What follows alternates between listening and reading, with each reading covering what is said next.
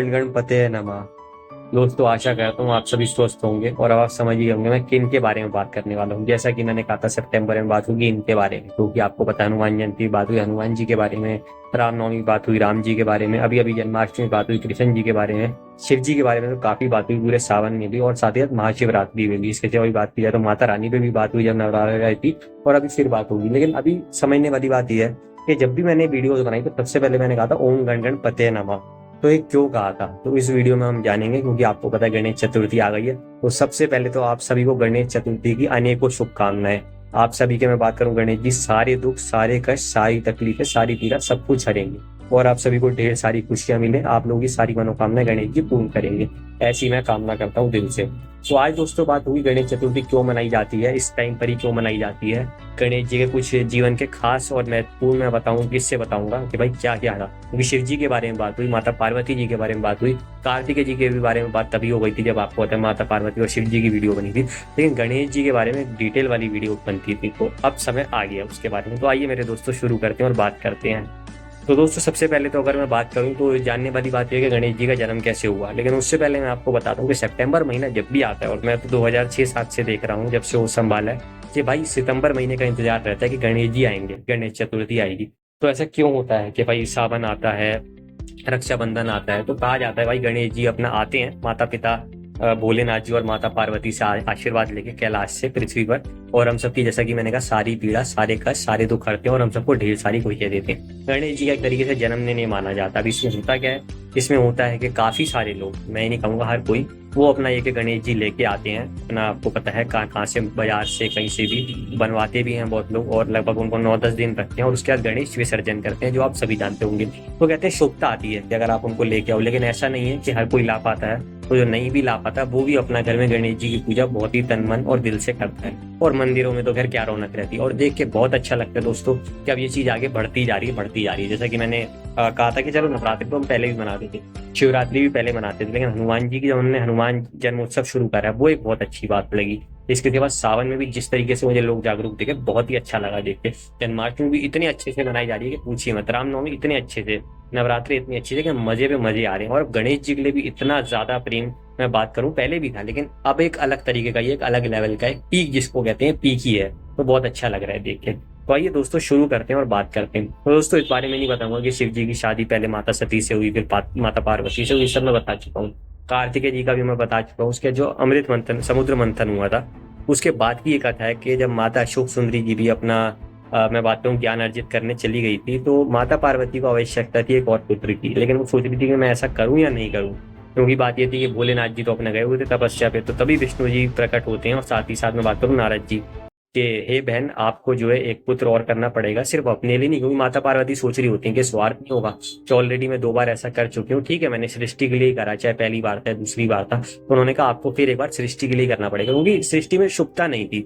मतलब एक कुछ अलग सी चीजें आई हुई थी। जैसे तभी मैं बात करूं गौतम ऋषि ने अहिल्या को श्राप दे दिया था। इसके सिवा भी बात की जाए तो तभी समुद्र मंथन हुआ था, तो अनबन चल रही थी असुरों के बीच, तो एक शुभता के लिए कोई ऐसा बंदा चाहिए था, तो शुभता पूरे संसार में लाए। तो सिर्फ माता पार्वती के लिए नहीं मैं बात करूं, पूरे संसार के लिए जरूरी था। और जब भी कुछ ऐसा संसार पे आता है तो माता पार्वती सबसे पहले आती है। जी हाँ, माता पार्वती में बात करूं दोस्तों स्नान से पूर्व लगाती है हल्दी का, मैं बात करूं हल्दी अपने लगाती हैं, और उसी हल्दी से वो बनाती हैं पुतला, जिस पुतले वो मैं बात करूं जान डाल देती हैं। क्योंकि आपको मैंने उस वाली वीडियो में बताया था कि माता पार्वती कभी जन्म नहीं दे सकती थी, उनको श्राप मिला था, इसलिए कार्तिकेय जी को भी अलग तरीके से जन्म देना पड़ा, अशोक सुंदरी जी को भी अलग तरीके से देना पड़ा, और ऐसी गणेश जी का निर्माण बिल्कुल ही अलग तरीके से हुआ था कि भाई हल्दी का मैं बात करूं उन्होंने लगाया लेप, और उसके बाद अपना उसी से उन्होंने एक पुतला बनाया जिसमें उन्होंने जान डाल दी, जिसका उन्होंने नाम रखा विनायक। तब नाम गणेश नहीं था, गणपति नहीं था। अब धीरे धीरे वो अपना एंजॉय करने लगे उनके साथ, नंदी जी के साथ, बाकी गणों के साथ, और अपना मैं बात करूं जो माता पार्वती जी के माता पिता थे महाराज हिमावन और नैनावती, उनके साथ काफी एंजॉय कर रहे थे। मोदक उनको बहुत पसंद थे, मोदक खा रहे थे। लेकिन दोस्तों प्रॉब्लम ये आ गई कि कहते हैं कि माता पिता दोनों का ही प्रेम मिलना जरूरी होता है। ये भी एक हमें चीज इससे सीखने को मिलती है। तो कहते हैं कभी कभी माँ का प्रेम इतना ज्यादा हो जाता है कि संतान बिगड़ जाती है, और यही चीज गणेश जी के साथ हो गई कि थोड़ा सा ही अहंकार उनके मन में आ गया था। क्योंकि वो जो आपको पता है हल्दी लगाई, हम क्यों स्नान करते हैं, क्योंकि रोज हमें कहीं ना कहीं आपको पता है कि एक हमारे अंदर थोड़ा सा गंदगी होती है जो हमें साफ करनी पड़ती है। तो कहीं ना कहीं वो एक मल था जिससे मैं बात करूं उनका निर्माण हुआ। तो कहीं ना कहीं उनकी बुद्धि उतनी मैं बात करूं सक्षम नहीं थी जो होनी चाहिए थी। और भाई फिर गणेश जी को तो बहुत बड़े बड़े कार्य करने थे। तो फिर यहाँ किसका जिक्र आएगा, आपको पता है कि फिर वो, आपको पता है संसार के रक्षा करने हमेशा आते हैं भोलेनाथ जी। लेकिन इस बार उनको कुछ ऐसी चीज से गुजरना पड़ा जिससे किसी को शायद कभी अगर गुजरना ही पड़े तो भाई कितना दुख होता होगा और तब कैसा संसार में रहा होगा। जी हाँ। तो माता पार्वती श्रृंगार करने चली जाती हैं कि यार ठीक है भोलेनाथ जी वापस आ रहे लंबे टाइम के बाद, तो विनायक तुम ध्यान रखना कि कोई भी अंदर ना आए, क्योंकि बार बार कोई ना कोई आ रहा था, कभी नंदी जी उनके गण, और तभी अपना जो है गणेश जी खड़े हो जाते हैं। अब शिव जी आते हैं, पहले तो शिव जी का मजाक बनाते हैं कि भाई आप तो कोई तपस्वी लग रहे हो, आप जो है वैरागी हो, ये हो वो। लेकिन फिर बाद में वो पहचान जाते हैं जब बाकी लोग बताते हैं, नंदी जी वगैरह। लेकिन वो किसी की नहीं मानते। कौन कौन नहीं आया, ब्रह्मा जी आए, इंद्रदेव आए, विष्णु जी आए, हर कोई आया, लेकिन उन्होंने किसी की नहीं मानी। और आधों पर तो उन्होंने अटैक भी कर दिया सिवाय विष्णु जी के। विष्णु जी तो भाई उनके मामा जी थे, और वो तो फिर एक बहुत बड़ी युद्ध की बात हो जाती। अब भोलेनाथ जी रुकते रुकते रुकते रुकते लास्ट में अपना त्रिशूल चला देते हैं। पहले वो डांस करते हैं गुस्से में जैसे, उसके बाद अपना उन्होंने त्रिशूल चलाया और अपना बात करूं विनायक की जी की गर्दन उड़ गई। और तभी माता पार्वती भी बाहर आ जाती है। हालांकि पता नहीं बिल्कुल कितना सच है, तो तभी बाहर आती है। ये चीज थोड़ी फिल्मी भी लगती है कि बिल्कुल अचानक, जो पहले इतनी देर से माता पार्वती को होश ही नहीं था कि बाहर क्या हो रहा है, वो अचानक एकदम कैसे आ गई। खैर जो भी हो, वो वहां रोने लग जाती हैं और उनको गुस्सा आ जाता है और फिर वो माता का रूप ले लेती हैं कि आपको इसको जीवित करना होगा, नहीं तो मैं जो है इस पूरी सृष्टि का सर्वनाश कर दूंगी। लेकिन भोलेनाथ जी कहते हैं मैं इसमें कुछ नहीं कर सकता। अब दोस्तों सवाल ये क्यों हुआ था, क्योंकि दोस्तों ऋषि कश्यप जो थे, मैं बात करूं प्रजापति दक्ष के ही दामाद में बात करूं, यानी महादेव जी के बहुत बड़े भक्त, वो थे सूर्यदेव के पुत्र। और बीच में जब सूर्यदेव के अंदर अहंकार आ गया था तो शिव जी ने उनको जो मार दिया था।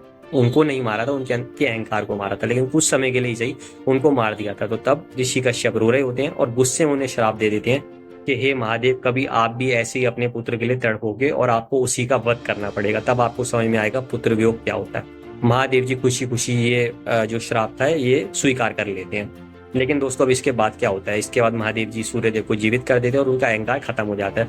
ऋषि कश्यप बहुत ही ज्यादा दुखी हो जाते हैं और शर्मिंदा हो जाते हैं कि महादेव जी मैं आपका इतना बड़ा भक्त हूँ और मैंने आपके साथ ऐसे कर दिया। तो उन्होंने कहा कोई बात नहीं ऋषि कश्यप, लेकिन हमें इससे सीखना चाहिए कि अहंकार नहीं करना चाहिए जो सूर्यदेव ने करा।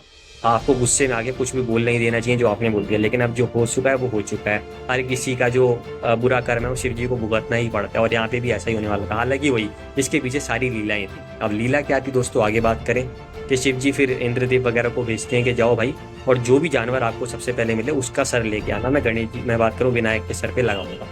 आप भाई वो जाते ढूंढते ढूंढते, लेकिन ये आपको सूर्यास्त होने से पहले करना होगा। अगर अगला दिन हो गया मतलब, अगर अगला दिन शुरू हो गया मतलब जब सूर्य उदय होगा, तो फिर नहीं जीवित हो सकते हैं। अब भाई वो लोग ढूंढते हैं, बहुत समय निकल रहा होता है, तभी उन्हें खाते मिलता है। वो बताता है कि यार मैं महादेव जी को मिला था, तो हम चाहते थे प्रभु आप हमें भी इतना, मतलब मैं बात करूँ फेमस, आप हमें भी इतना फेमस कर दो कि हमें भी लोग जाने। जैसे आपने अपने, मैं बात करूं गले में नाग देवता को लेकर ढूंढी, तो हर कोई आपके साथ उनका नाम लेता है, तो हमारे साथ भी आपका नाम ले। उन्होंने कहा ऐसे ऐसे में अपने संतान का मुझे वध करना पड़ेगा, तो तब आपका ही सिर मैं लूंगा और आपका ही सर लगाया जाएगा, और हमेशा आगे चल के हाथी पूजे जाएंगे। तो भाई देखो महादेव जी क्या क्या करते हैं। तो भाई फिर वो हाथी का सर लेके आते हैं, विनायक के सर पे रखते हैं। और फिर कौन पूरी सृष्टि में ऐसा था जो ये काम कर सकता था कि जीवित कर दे, भाई वो कर सकते थे, आपको पता है महादेव जी। और फिर एकदम वो जीवित हो जाते हैं और वो कहते हैं माँ, और माता पार्वती अपना गुस्से में शांत हो जाती है और माता का रूप त्याग देती है।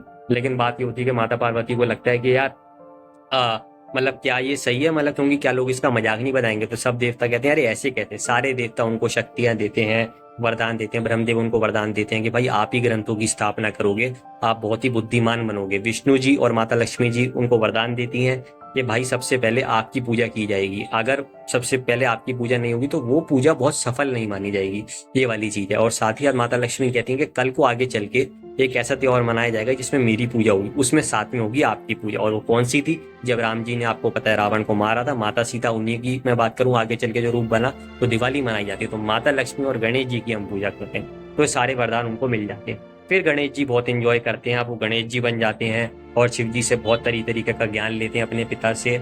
और इसलिए ही मैं बात करूं भाई वो इतने बुद्धिमान बन जाते हैं कि ग्रंथों की स्थापना करते हैं। लेकिन अभी बात यही खत्म नहीं, कुछ और उनके जीवन के अगर मैं किस्से बताऊं तो बहुत अच्छे, जैसे क्या है, कुबेर को एक बार घमंड आ जाता है कि यार मुझे ना खूब सारा और धन चाहिए, पेट क्योंकि भरता नहीं है कभी इंसान का, तो फिर कुबेर देवता का भी कैसे भरेगा।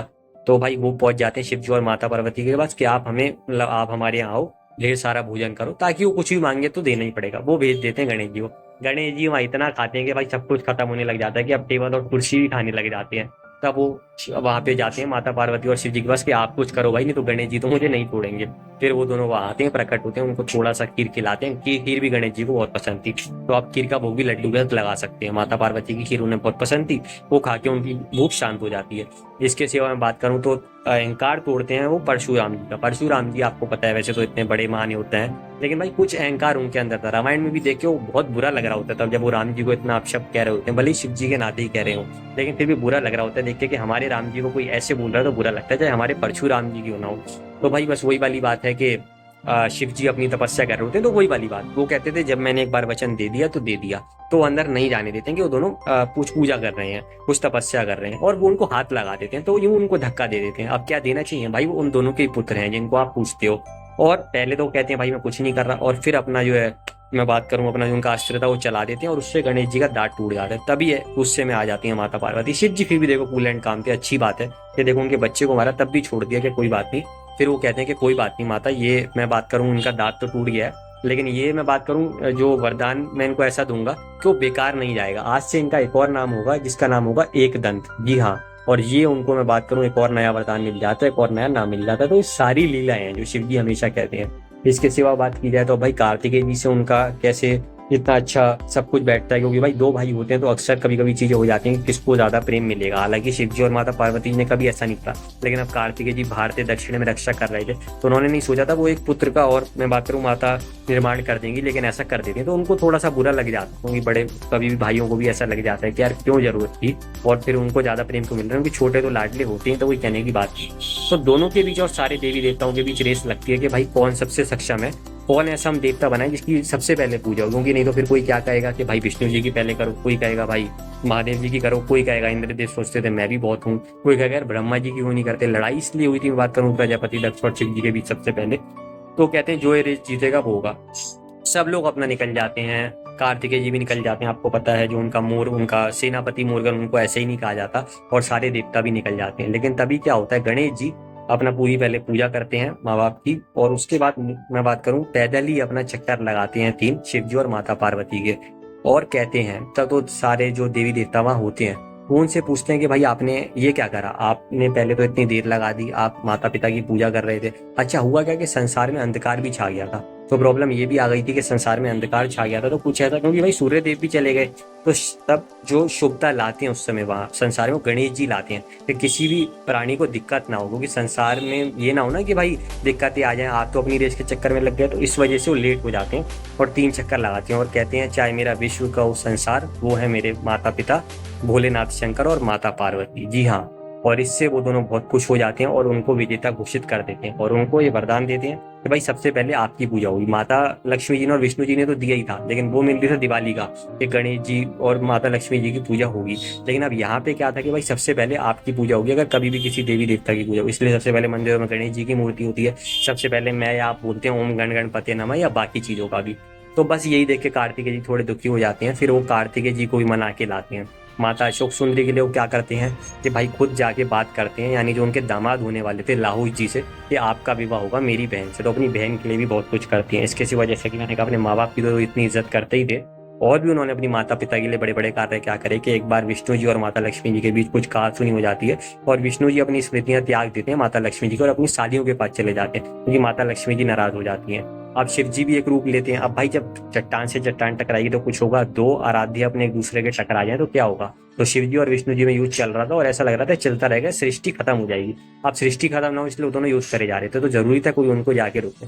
तो गणेश जी कहते हैं माँ आप फिक्र मत करो, मैं जा रहा हूँ, और एक बार मैंने वचन दे दिया तो दे दिया। जाते हैं, दोनों का युद्ध रुकवाते हैं और दोनों को वापस ले आते हैं। इसलिए भी माता लक्ष्मी जी उनसे और ज्यादा प्रसन्न हो जाती हैं, और माता पार्वती भी। इसके सिवा भी रावण आ जाता है अहंकार में, ये भोलेनाथ जी आप मेरे साथ चलो, मैं आपको लंका लेके जाऊंगा। तो शिव जी कहते हैं कि ठीक है, मैं एक शिवलिंग में जा रहा हूँ, अगर आप जो है इसको जो है नीचे रखे बिना लंका तक ले जाओगे तो मैं आपके साथ चलूंगा। गणेश जी एक बालक का रूप लेते हैं और अपना जो मैं बात करूँ उसको खाना खिला देते हैं ऐसा, जिससे उसको जो है मतलब पेट में अजीब अजीब सा लगने लगता है कि यार बाथरूम जाना पड़ेगा, और वो शिवलिंग गणेश जी को दे देते हैं। गणेश जी जो बालक का रूप लिया होता है उसको नीचे रख देते हैं, और उसके बाद वो शिवलिंग वहीं आपको पता है मैं बात करूँ स्थापित हो जाता है, और रावण जो है गुस्से में आ जाता है। और इसके बाद ही रावण का सही मायने में युग शुरू हुआ था, जो एक अहंकारी रावण था। लेकिन शिव जी को वापस ले आते हैं। तो जैसा कि मैंने कहा, चाहे अपने माता पिता हों, चाहे अपने बड़े भाई कार्तिकेय जी हों, माता अशोक सुंदरी हों, अपने जो उनके शिव जी के गण थे नंदी जी, उनके साथ बहुत अच्छे से रहते थे। जब भी कोई असुर आता था तो उसका संहार करते थे। इसके सिवा विष्णु जी और माता लक्ष्मी जी के लिए भी जो करा, सारे देवी देवताओं के लिए करा। संसार में शुभता का प्रतीक ऐसे ही नहीं माना जाता गणेश जी को। जी हाँ, अलग अलग तरीके की मूवीज आई हैं। बचपन में हम देखते थे बाल गणेशा, 2006-7 में आई थी, वो आई थी, आपको याद होगा। ओ माई फ्रेंड गणेशा, वो मूवी बहुत अच्छी थी। तो गणेश जी की कहानियां बहुत अच्छी यहाँ लगती हैं। वैसे तो मूवी थी शाहरुख खान की डॉन, लेकिन उसमें वो गाना जो था बहुत अच्छा था, लौट के तुझको आना है बप्पा मोरिया मोरिया, बहुत अच्छा लगता है वो वाला गाना, आपको याद ही होगा। तो बचपन की बहुत सारी यादें और 2006-7 की हैं कि भाई वो मूवी भी आई, ओ माई फ्रेंड गणेशा, बाल गणेशा भी आई, और वो गाना भी बप्पा मोरिया मोरिया वाला, और भी बहुत सारे तरीके के हैं। तो दोस्तों अलग तरीके से आप भी मना सकते हैं। बहुत सारे लोग, जैसे कि मैंने कहा, गणेश जी लाते हैं, बहुत सारे लोग मंदिरों में जाते हैं, बहुत बड़ा उत्सव होता है, हमारे यहाँ भी हो रहा है, अच्छी बात है। तो गणेश जी की आप रोज पूजा करें, उनसे अपनी जो भी आपकी मनोकामनाएं सारी मांगे, उनको बोलोगे आपके सारे दुख, सारे कष्ट, सारी तकलीफ करेंगे। क्योंकि अपने माँ बाप के मैं बात करूँ, वो आशीर्वाद लेके इसलिए तो आते हैं कि हमारे सारे दुख, सारे कष्ट, सारी तकलीफें हरें।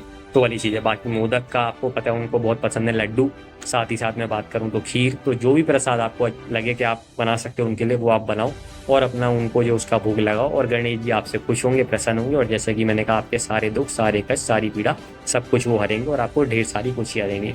तो दोस्तों यही कहानियां थी गणेश जी की, जो मुझे लगा मेन थी। तो कितनी बड़ी बात है कि एक बालक, पहले विनायक जो है, जो थोड़े से अहंकारी थे, वो बाद में उन्होंने लिया रूप गणेश जी का।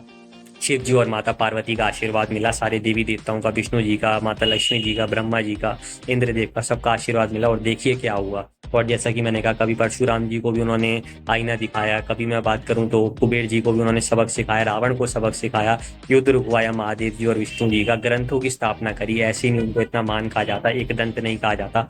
हाँ, चंद्र देवता की भी एक बार बात आती है, वो थोड़े गोल मोल तो हैं ही, हमारे गोलू मोलू से हैं। तो एक बार वो चलते हुए गिर जाते हैं, तो कहते हैं मोटे गणपति जी गिर पड़े आप जो है, तो उनकी शक्ल का भी मजाक उड़ाते हैं। तो कहते हैं कि आप पे ये जो मैं बात करूं दाग है, वो लगता रहेगा। तो कभी कभी जो चांद ऐसा हो जाता है, वो इसलिए भी होता है। आपको पता है कि प्रजापति दक्ष का तो श्राप था ही, जो मैंने कहा था कि 15-15 दिन रहेगा, जो शिव जी ने कहा था कि मैं भी इतना ज्यादा कुछ नहीं कर सकता। लेकिन अब आप देखो कि देवी देवता भी कभी कभी कितने अहंकारी हो जाते हैं कि प्रजापति दक्ष से मैं बात करूं इतना बड़ा श्राप पाने के बाद, और वो भी शिव जी ने छुड़ाया, और उनके पुत्र का ही मजाक बना रहे थे। तो इसलिए दोस्तों आज 6 सितंबर, और कहा जाता है कि गणेश चतुर्थी के एक दिन पहले आप चांद को ना देखें, नहीं तो आप पे भी मैं बात करूं वो धब्बा लग सकता है, कलंक लग सकता है, जैसे चांद काला हो जाता है। ये उनको श्राप देना जरूरी था। हालांकि वो श्राप वापस नहीं ले सकते, नहीं तो गणेश जी बहुत बड़े दिल वाले हैं, बहुत ही हंसमुख हैं, बहुत ही खुश रहते, नहीं तो श्राप वापस भी ले लेते। लेकिन ऐसा मुश्किल था, इसलिए जो मैं बात करूं उन्होंने कहा, और खुशी खुशी चंद्र देवता ने भी ये श्राप मैं बात करूं स्वीकार करा। तो दोस्तों आप समझ ही गए होंगे कि आज अगर आप हो तो बचे, जब तक आप पे वीडियो पहुंचेगी तो आप समझ ही जाएंगे, तो थोड़ा हो, और अगर गलती से निकल भी जाए हो तो माफी मांग लीजिएगा, और गणेश जी, शिव जी, माता पार्वती जी का ध्यान करिएगा। जी हाँ, तो आशा करता हूँ दोस्तों आपको वीडियो अच्छी लगी होगी, एंजॉय कीजिएगा गणेश चतुर्थी। बाकी अब गणेश चतुर्थी आ रही है, तो उसमें अलग अलग तरीके की और टॉपिक्स पे वीडियो लाऊंगा। ये वाली वीडियो अच्छी लगी हो तो प्लीज दोस्तों लाइक और शेयर करना मत भूलिएगा, चैनल को सब्सक्राइब करना भी मत भूलिएगा। जितना मैं गणेश जी के बारे में जान सकता था उतना ही मैंने आपको बताने की कोशिश करी। आगे फिर कभी होंगी, गणेश जी की कथाएं इतनी है, बाल गणेश जी में मूषक जी कहते हैं कि भाई आप उनके बारे में बता ही नहीं सकते, 100 वीडियो भी कम है। अब मूषक जी का ही देख लो कि मूषक को उन्होंने अपनी सवारी बनाया, और मूषक को हमेशा के लिए अमर कर दिया। तो कभी भी चूहे को नुकसान मत पहुंचाओ उसको, अगर हो तो आप बल्कि कुछ ऐसा करो कि गणेश जी आपसे खुश हो जाएंगे। ओ माई फ्रेंड गणेशा मूवी में दिखाया भी गया, तो आप समझ ही गए होंगे दोस्तों। तो दोस्तों फिर से एक बार कहूंगा, अब इस बार जय माता पार्वती जी की, जय भोलेनाथ जी की, जय सेनापति कार्तिकेय जी की, जय माता शुभ सुंदरी जी की, जय नंदी जी की, और अंत में कहूंगा ओम गण गणपति नमः, क्योंकि ये वीडियो गणेश जी की है, और गणेश जी खुश होते हैं जब पहले इन लोगों का नाम लिया जाता है, और पहले सबसे पहले तो हमने गणपति जी का नाम ले लिया। जी हाँ, तो जय देव जय मंगल मूर्ति। आशा करता हूँ वीडियो आपको पसंद आया होगा। ओम गण गणपति नमः। जय देव जय मंगल मूर्ति हो श्री मंगल मूर्ति, दर्शन मात्रे मानता मना पूर्ति। जय देव